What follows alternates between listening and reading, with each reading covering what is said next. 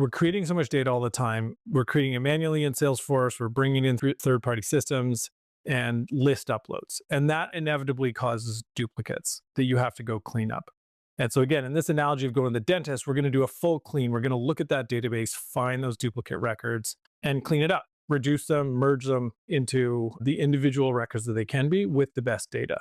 Now, it gets a little complex because there's all sorts of rules that you want to figure out along the way.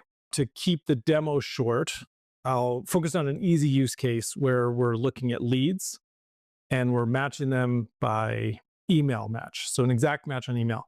Now, you can get a lot more sophisticated. You can get into fuzzy matching and duplicate rules. You can determine logic around what would define a duplicate. And that's really important around accounts, where an account has different addresses, names, domains, that kind of thing. For leads, we'll just keep it simple for this demo. But you want to set the criteria. And then after you've done that, decide, okay, well, once we find duplicates, and I'll show you some in a minute, which ones should survive? Is it the oldest record? Is it the newest record? Is it the one that has the most recent activity? Is it the one that has the most campaign members? It can be whatever it is that you determine would be best for your business. And you can set it up here in kind of a cascade as well, so that if you find some that have the same age, et cetera, they're brought in the same list upload, then you can default to activity, that sort of thing. Now, what happens when those records, some has a phone number and some doesn't?